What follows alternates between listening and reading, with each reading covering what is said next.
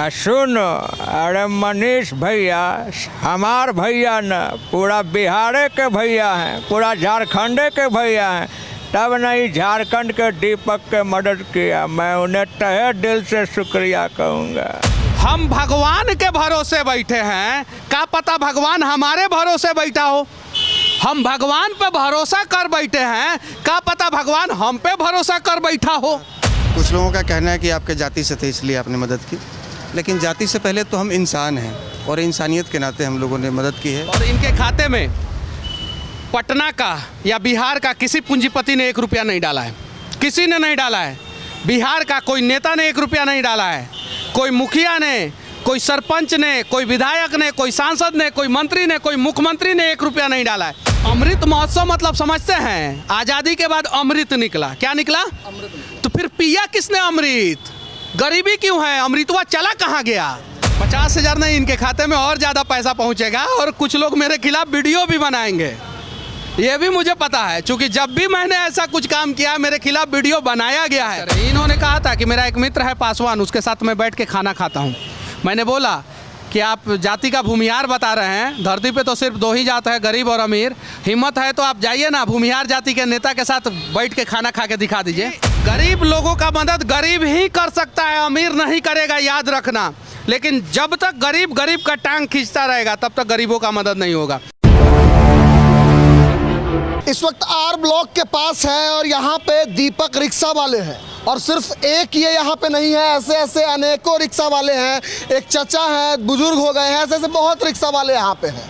इनका एक वीडियो सच तक न्यूज़ ने चलाया था, मनीष कश्यप जी ने चलाया था, सोशल मीडिया पे वायरल हुआ। इनकी जो आर्थिक तंगी थी, इनकी जो स्थिति थी वो दिखाया गया।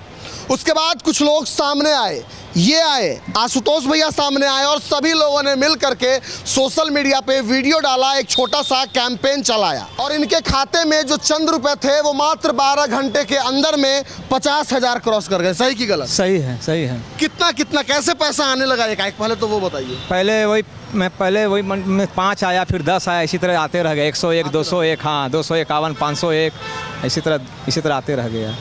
इससे पहले कभी सोचे थे कि ये कैसे पैसा आने लगेगा? नहीं, ऐसे कभी सोचे नहीं थे। मेरा तो खाता में सिर्फ लगता है कि 95 रुपया था। 95 रुपया? हाँ 95 रुपया। बैंक ऑफ इंडिया, हाँ 95। बैंक ऑफ इंडिया में? जी। आशुतोष भैया हैं, हम पहले अब इनसे बात करेंगे कि इन्होंने वीडियो बनाया और इनका मदद किया। सभी लोग आपके टीम के आए थे, मदद किए, क्यों किए? पहले तो वो जानना चाहिए। देखिए, कुछ लोगों का कहना है कि आपके जाति से थे इसलिए आपने मदद की, लेकिन जाति से पहले तो हम इंसान हैं और इंसानियत के नाते हम लोगों ने मदद की है। और ये भी सच है कि हमारे समाज में यदि गरीब लोग हैं तो पहले उनकी गरीबी हम देखने का प्रयास। घर में हमारी समस्या है और हम पूरे गांव का ठेका नहीं ले सकते, इसलिए हम पहले घर की समस्या। हमको जानकारी कहाँ से मिली इनके बारे में, कहाँ से देखी? मनीष कश्यप जी का वीडियो हमने देखा, उसके पहले भी इनका कई वीडियो, लेकिन हमने आज तक देखा नहीं था। पहली बार वीडियो इनका देखा मनीष कश्यप जी के माध्यम से। मैं पटना में था नहीं कल, तो हमने अंकित चंद्रायन जी से बात की, हमारे पार्टी के कोषाध्यक्ष। हमने कहा कि जाकर उनका अकाउंट नंबर लीजिए। कई लोगों का कॉल आया कि भाई अकाउंट नंबर उनका होना चाहिए, तो इनका अकाउंट नंबर का एक वीडियो था, उसमें हमने उसको डाला और अब तक के 51,000 के आसपास लोगों ने सहयोग किया है। और हम लोग एक लक्ष्य रखे हैं कि 5 लाख कम से कम लगातार, इसको 15 दिन तक हम लोग अभी कंटिन्यू करेंगे इस कैंपेन को, और 5 लाख तक इनको सहयोग कराएंगे ताकि उससे अपना ई रिक्शा भी ले सकें। और बहन की शादी के लिए राष्ट्रीय जनजन पार्टी के ही अपनी पार्टी के राष्ट्रीय सचिव हैं बेगूसराय के डॉक्टर सोनू शंकर जी, उन्होंने जब वीडियो देखा मनीष कश्यप जी का, तो उन्होंने कॉल किया कि आशुतोष जी उनसे संपर्क कीजिए दीपक जी से, और उनकी बहन के लिए यदि कोई लड़का देख रखे हैं तो सारा खर्च हम वहन करेंगे और शादी का डेट फिक्स कीजिए। तो 2 दिसंबर को शादी होनी है। अभी बात भी कराए हैं, मनीष कश्यप जी बात की है उनसे। देखिए एक्चुअली क्या है कि हम तो नहीं देख पाए थे, मनीष भैया का इंटरव्यू देखे, आशुतोष भैया बोले कि बाहर थे, कहे कि अंकित जी आप फिलहाल चले जाइए, और एक ऑथेंटिसिटी के लिए कि भाई साक्ष्य सही है कि नहीं है, हम इनके पास जाके मिले और वीडियो बनाया, फिर सभी जगह शेयर किए। और हमारा संगठन बड़ा, हमारे संगठन से जुड़े हुए समाज के प्रति लोग इनका देखा कि काफ़ी गरीब है, मदद होना चाहिए, तो छात्र लोग 10 रुपये, 11 रुपया, 100 रुपया, बहुत सारे लोग सहयोग किए। जो सहयोग किए सबसे पहले उनको धन्यवाद देना चाहते हैं, और विशेषकर आशुतोष भैया को जिन्होंने तुरंत संज्ञान लिया और हमको भेजा कि आप जाइए। अब मनीष कश्यप जी से बात करेंगे। सबसे पहले भैया आपसे ये पूछेंगे, एक रिक्शा वाले दीपक शर्मा का मदद आपने किया, उनका वीडियो बनाया, उन्हें मोबाइल खरीद के दिए। ऐसे ऐसे बहुत रिक्शा वाले आर ब्लॉक में रहते हैं, उनका मदद करने लोग आगे क्यों नहीं आ रहा? देखिए, सच तक न्यूज़ से हम लोगों को लगभग 10 लाख रुपया हर महीना कमी नहीं होता है, लगभग। उसमें से 20 से 25% मैं हर महीना डोनेट कर देता हूं, मतलब 2 से 2.5 लाख रुपया। कभी 30% हाइक होता है, कभी 30% डाउन होता है, एवरेज 10 लाख पकड़ लीजिए।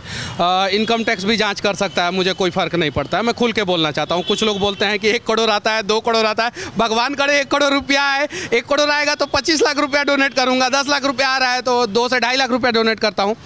मैं झारखंड में गया था, 4 दिन में लगातार 7 लोगों का मैंने मदद किया। मैं 5,000 रुपया, 500 रुपया से लेके 11,000 रुपया, 20,000 रुपया, 21,000 रुपया तक मैं मदद करता हूं। पहली बार इनकी बहन की शादी के लिए मैंने 50,000 रुपया बोला कि मैं दूंगा। ये चीज़ है। मुझे इनके बारे में जो है, काजल जो है सच तक न्यूज़ में जो काम करती है, उसने इंटरव्यू लिया, मैंने देखा वीडियो, अच्छा लगा मुझे, मैं इनके पास आया तो मैं एज इनका टैलेंट दिखाने के लिए आया कि ये बहुत सारे लोगों का आवाज़ निकालते हैं। जब इनसे बात किया तो मैं भावुक हो गया कि ऐसे बहुत सारे लोग हैं जो मजबूर है, बेसहारा है।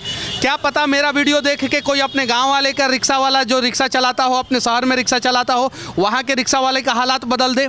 क्या पता कुछ लोग इन लोगों के रिक्शा पे बैठना शुरू कर दे। तो मैंने सोचा कि चलिए ठीक है, इनका हालात बदला जाए। इन्होंने मुझसे कहा कि योगी जी का डायलॉग सीखने के लिए, सही बात है कि नहीं दीपक जी? इन्होंने कहा कि योगी जी का डायलॉग सीखने के लिए मैं बहुत सारे लोगों से मोबाइल मांगता था जो हमारे रिक्शा में बैठते थे, और मैं सीखता था। बहुत सारे लोग जो है नहीं देते थे अपना मोबाइल, तो मैं बोला कि आपके लिए मैं एक मोबाइल खरीद के दे दूँगा। तो इन्होंने बोला क्या कि इनको लगा कि ऐसे ही हवा पानी कोई कर रहा है, सही है कि नहीं? इंटरव्यू से पहले यही लगा। फिर मैं इनको बोला कि चलिए रिक्शा, इंटरव्यू के बाद मैंने बोला कि आपके रिक्शा पे बैठता हूँ, चलिए चलते हैं। तो मैंने अपना मुंह ढका और यहाँ से जो है 3 किलोमीटर दूर तक हम लोग रिक्शा पे गए। फिर वहाँ पे मैं दुकान में जब मैं गया और उनको बताया कि मैं एक रिक्शा वाले के लिए मोबाइल ख़रीदना चाहता हूँ, तो उन्होंने सबसे कम दाम का सैमसंग का एक जो मोबाइल था 10,000 रुपये का, 3 GB रैम वाला, वो दिखाया। मैं बोला कि नहीं इससे बढ़िया चाहिए, तो उन्होंने 4 GB रैम वाला दिखाया। मैं बोला नहीं इससे भी बढ़िया चाहिए, जिसमें यूट्यूब, फेसबुक और इनका जो बैंकिंग एप्लीकेशन जो है आराम से चल सके। चूँकि 8वां क्लास तक पढ़े हैं और कमाल का पढ़ाई किए हैं, ये इंग्लिश, हिंदी, संस्कृत सब जानते हैं, 8वें क्लास तक पढ़ाई करके सब कुछ जानते हैं। तो मैं 6 GB रैम वाला एक मोबाइल लिया, 16,500 रुपया मोबाइल का दाम था, समझे ना? उठाइए उठाइए उठाइए, कोई दिक्कत नहीं है, बात कीजिए, क्या बोलना चाहते हैं लोग? हाँ हेलो, हाँ बोलिए। दीपक जी से बात हो रही है क्या? हाँ दीपक जी से बात हो रही है। कहाँ हैं अभी दीपक जी आप? आर ब्लॉक गोलंबर। आर ब्लॉक गोलंबर, आर ब्लॉक गोलंबर, होटल चाणक्य के पास, चाणक्य टावर।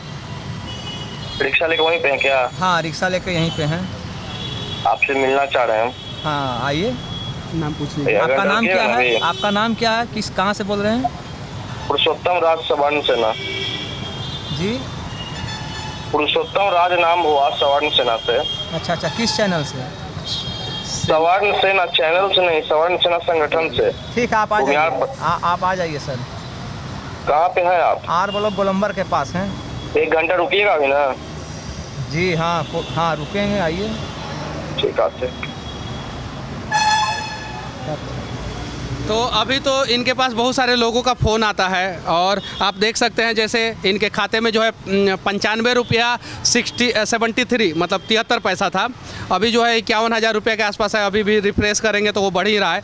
और इनके खाते में पटना का या बिहार का किसी पूंजीपति ने 1 रुपया नहीं डाला है, किसी ने नहीं डाला है।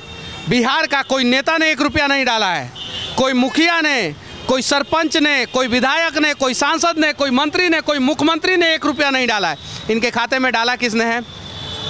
गरीब लोग, उनके बेटे 10-10 रुपया, 12-12, 15-15, 20-20, 51 रुपया, 101 रुपया, 501 रुपया, 1500 रुपया, 2000 रुपया, ऐसे डाल डाल के 51,000 रुपया पहुँचा दिए। तो मैं कह रहा हूँ कि गरीब लोगों का मदद गरीब ही कर सकता है, अमीर नहीं करेगा, याद रखना। लेकिन जब तक गरीब का टांग खींचता रहेगा तब तक गरीबों का मदद नहीं होगा। अगर एक गरीब को तकलीफ हो रहा है, 5-5 रुपया दे दो, उसका तकलीफ दूर होगा, तुम्हें तकलीफ होगा, फिर लोग 5-5 रुपया देंगे। हम भगवान के भरोसे बैठे हैं, क्या पता भगवान हमारे भरोसे बैठा हो। हम भगवान पे भरोसा कर बैठे हैं, क्या पता भगवान हम पे भरोसा कर बैठा हो। सही है कि नहीं है? तो भगवान हम पे भरोसा कर बैठे हैं, हमें भगवान बनने का मौका दे रहे हैं, तो हम मेहमान बनने का प्रयास क्यों कर रहे हैं? हम भगवान बनने का प्रयास करें जितना हो सके, चाहे बाहुबल से हो सके, चाहे अपने शारीरिक क्षमता से हो सके, चाहे पैसा से हो सके, चाहे बुद्धि विवेक से हो सके, लोगों का मदद करने का प्रयास करें। और भगवान जो है आसमान में नहीं रहते, भगवान हमारे बीच में रहते हैं, बस हमें पहचानने की ज़रूरत है और हमें भगवान बनने की ज़रूरत है। और जिस दिन हम लोगों के लिए भगवान बनना शुरू कर देंगे ना, उस दिन भगवान की ज़रूरत धरती पर नहीं पड़ेगी। अब वीडियो जिस वक्त आप इनका मिमिक्री काजल वाला देख रहे थे और खुद भी इंटरव्यू कर रहे थे, इन्होंने एक शब्द बोला था कि अपने बहन का मैं हाथ पीला नहीं कर पाया, पटना के सड़कों पर 20 साल से रिक्शा चला रहा हूँ। उस वक्त आप बहुत भावुक हो गए थे। अब दुर्भाग्य है इस देश का कि आज़ादी का अमृत महोत्सव हम लोग मना रहे हैं, 75 साल हो गया। अमृत महोत्सव मतलब समझते हैं, आज़ादी के बाद अमृत निकला। क्या निकला? तो फिर पिया किसने अमृत? गरीबी क्यों है? अमृतवा चला कहाँ गया? कहाँ चला गया अमृत? नरेंद्र दामोदर दास मोदी बताए तो सही, राहुल गांधी बताए तो सही, मनमोहन सिंह, अटल बिहारी वाजपेयी बताए तो सही, इंदिरा गांधी बताए तो सही कि जब आज़ादी का अमृत महोत्सव मनाया गया, यानी आज़ादी के बाद से अमृत आया देश में, फिर अमृत गया किधर? ये सच्चाई है कि अमृत निकालने का प्रयास गरीबों ने किया अपने मेहनत से, अपने बुद्धि विवेक से, अपने क्षमता से, और अमृत पी गया सब नेता, सब राहु केतु, समझे ना। और अभी गरीब के लिए छोड़ दिया है सब विष पीने के लिए। विष पी पी के ये लोग जिंदा रहते हैं। कभी कोई ताना मारता है, कभी घर में कोई बीमार होता है। यहाँ पे बहुत सारे रिक्शा वाले हैं, ठेला वाले, मजदूर हैं। आप रात में सड़कों पे निकलिए, बिहार का राजधानी पटना है, देखिए फुटपाथ पे कितने लोग सोए हुए हैं। जब बारिश आता है ना तो भागते हैं लोग, कहाँ भागते हैं लोग कोई गारंटी नहीं रहता है। होटल के सामने चले जाते हैं लोग तो पता है, होटल का सिक्योरिटी गार्ड जो ऑलरेडी गरीब है वो भी धक्का मार के निकाल देता है इन लोगों को। ये सच्चाई है। तो सिक्योरिटी गार्ड इनके लिए नहीं खड़ा होता है, ये सिक्योरिटी गार्ड के लिए नहीं खड़ा होते हैं। जिस दिन इस देश का गरीब, इस देश में 95% गरीब और मध्यम वर्गीय लोग हैं, बिहार में तो 99% है। जिस दिन हम लोग एक दूसरे के लिए खड़ा हो जाएंगे ना, उस दिन गरीबी को जो है ना लात के नीचे मसल के ख़त्म कर देंगे और सच में हम लोग खुद अपना भाग्य विधाता खुद बन जाएंगे। लगता है जब एक वीडियो के बाद इनके खाते में 75 रुपये से लेकर के अगर 50,000 पहुँच सकता है तो बिहार में धीरे धीरे बड़ा बदलाव हो सकता है। 50,000 नहीं, इनके खाते में और ज़्यादा पैसा पहुंचेगा और कुछ लोग मेरे खिलाफ वीडियो भी बनाएंगे। ये भी मुझे पता है, क्योंकि जब भी मैंने ऐसा कुछ काम किया मेरे खिलाफ वीडियो बनाया गया है। कुछ लोग कल से जाके पूछेंगे इनकम टैक्स अधिकारियों से, मनीष कश्यप डोनेट करता है क्या? अरे भाई, हम अपने खाते में किसी से पैसा मंगा के डोनेट नहीं करते हैं। हमने कसम खाया, हमारे पास जितना पैसा है उसी में से हम अपना 20 से 25% डोनेट करेंगे। और ये देश के सभी लोग कसम खा ले कि आपके खाते में जितना पैसा है उसका 10% आप लोग डोनेट करेंगे तो देश से गरीबी मिट जाएगा। हम लोग बड़ा बड़ा NGO में पैसा डाल देते हैं। पटना का बड़ा बड़ा बिजनेसमैन लोग NGO में पैसा डालता होगा, बड़ा बड़ा CSR फंड बचाने के लिए। सही है कि नहीं है? वो लोग हमें पैसा नहीं देंगे, जबकि उन्हें पता है कि मनीष कश्यप सही जगह पे पहुंचा देगा, लेकिन हमें पैसा नहीं देंगे। हमसे फ़ायदा नहीं होगा उन लोगों को, लेकिन टैक्स बचाना है और भी वो सारे जगह पे। तो इन सब चीज़ों में मैं नहीं जाना चाहता हूँ। आप लोग बड़े बड़े NGO में जो पैसा डालते हैं मत डालें। आप लोग इच्छा शक्ति अनुसार डायरेक्ट मदद करने का प्रयास करें, और डायरेक्ट मदद करने में अगर आप लोग असक्षम हैं तब जाके NGO में पैसा डालें। सही है कि नहीं है? हमसे होगा, हम डायरेक्ट मदद करेंगे, मोबाइल इनको खरीद कर देंगे। हम काहे मोबाइल खरीदने वाला NGO में पैसा डालेंगे? क्यों रहेंगे? सही है कि नहीं? देश में 80% लोग गरीबी रेखा से नीचे जी रहे हैं। घर से निकलेंगे सड़क किनारे गरीब मिल जाएगा, स्टेशन पर मिल जाएगा, बस स्टैंड पर मिल जाएगा। NGO में डालने की आवश्यकता है, डायरेक्ट मदद कीजिए ना। इस देश में इतना NGO है, इतना NGO है, इतना NGO है, और वो सब इतना लूटा है, इतना सब NGO नहीं, उसमें 2-4-10% NGO अच्छा भी है, मैं फिर से कह देना चाहता हूँ। लेकिन ज़्यादातर NGO इतना लूटा है, इतना लूटा है, वो पता कीजिएगा तो किसी नेता का होगा, किसी पूंजीपति का होगा, किसी लुटेरा का होगा। लूटने के लिए NGO बना देते हैं ये लोग। अगर NGO ही, सिर्फ सरकार छोड़ दीजिए, लोग छोड़ दीजिए, अगर भारत का NGO अगर ईमानदारी पूर्वक काम करना शुरू कर देना तो भारत के सारे समस्याओं का समाधान हो जाएगा। लेकिन 10% NGO वाले अच्छा काम कर रहे हैं, मैं फिर से कह देना चाहता हूँ। दीपक शर्मा को लेकर के लास्ट में क्या कहेंगे इनके जैसे लोगों के लिए? मैं भी किसी का बेटा हूँ और मेरी माँ जो है मेरी सलामती की दुआ करती है। मेरी माँ जो है मुझे आगे बढ़ाने के लिए भगवान से प्रार्थना करती है। मैं जितना आगे बढ़ूंगा, मेरे से जितना हो सके मैं ऐसे ऐसे लोगों का हाथ पकड़ के आगे बढ़ाने का प्रयास करूंगा। आज मेरे पास औकात है कि मैं जो है 1.5 से 2 लाख, 2.5 लाख, 3 लाख रुपया तक का मदद हर महीना करता हूँ। कल मेरा औकात बढ़ेगा, उसी रेशियो में मैं मदद करूँगा। और मैं लोगों से भी विनती करना चाहता हूँ कि सिर्फ एक दीपक शर्मा नहीं, जितने भी दीपक शर्मा हैं उन सभी का मदद करने का प्रयास करें। इन्होंने कहा था कि मेरा एक मित्र है पासवान, उसके साथ मैं बैठ के खाना खाता हूँ। मैंने बोला कि आप जाति का भूमिहार बता रहे हैं, धरती पे तो सिर्फ 2 ही जात है, गरीब और अमीर। हिम्मत है तो आप जाइए ना, भूमिहार जाति के नेता के साथ बैठ के खाना खा के दिखा दीजिए। दिखा देंगे? नहीं दिखाएंगे। तो गरीब गरीब के साथ बैठ के खाना खा सकता है, अमीर अमीर के साथ बैठ के खाना खा सकता है। जाति का जिक्र तो सिर्फ और सिर्फ चुनाव के समय में किया जाता है। और जिस दिन ये जाति का जिक्र करना शायद खत्म हो जाएगा, बिहार में एक बड़ा बदलाव होने रहेगा। दीपक शर्मा जी, मनीष भैया ने आपको मोबाइल दिया, चाहे बहुत लोग आके बहुत लोग मदद किए, मनीष भैया को क्या कहिएगा लालू यादव जी की आवाज़ में, आप बताइए। कोशिश करते हैं। सुन, अरे मनीष भैया हमार भैया न, पूरा बिहार के भैया हैं, पूरा झारखंड के भैया हैं। तब नहीं झारखंड के दीपक के मदद किया, मैं उन्हें तहे दिल से शुक्रिया कहूँगा। चलिए, जय हिंद भैया, जय हिंद। और ऐसे लोगों के लिए आगे आने की ज़रूरत है, हम लोगों को आगे बढ़ने की ज़रूरत है, क्योंकि यहाँ पे एक रिक्शा वाले सिर्फ ये नहीं है, ऐसे बहुत अनेकों रिक्शा वाले हैं जो कभी भरपेट खाना खा के नहीं सोते हैं। और इस सड़क से वाकई जितने भी बड़े नेता हैं, बड़े बिजनेसमैन हैं, इसी सड़क से जाते होंगे, क्योंकि बगल से एक बड़ा हाईवे है, अटल पथ बना है। पटना का सबसे VIP एरिया में आप अभी खड़े हैं। सारा 5 स्टार होटल, सरकारी 5 स्टार, प्राइवेट नहीं, सारा यहाँ से लेके जो है 1 किलोमीटर आगे इनकम टैक्स गोलंबर तक है। ऑडी फॉर्च्यूनर से नीचे की गाड़ी रुकती ही नहीं। नहीं रुकती है। इसमें ऑडी फॉर्च्यूनर BMW ही जाता है। कभी मतलब कि आप ये घुस जाए ना तो गेटे पर से हटा दिया जाएगा, चलो हटो। तो ये चीज़ है, तो मदद करें ना। एक यहाँ पे जो इस जगह का जो है रिक्शा वाले का स्थिति बदलने का प्रयास किया जाए। ऑडी फॉर्च्यूनर से उतर के कभी फुर्सत मिले तो इन लोगों से मिले, जानने की कोशिश करें कि किस कष्ट में है और कैसे ये अपना जीवन यापन कर रहे हैं। फिलहाल मनीष भैया के इस प्रयास को लेकर के, आशुतोष भैया के इस प्रयास को लेकर के और दीपक शर्मा जी को लेकर के आपका क्या राय है, क्या विचार है और क्या कहना चाहेंगे, कमेंट सेक्शन में जाकर के हमें ज़रूर बताएं। जय हिंद। जय हिंद।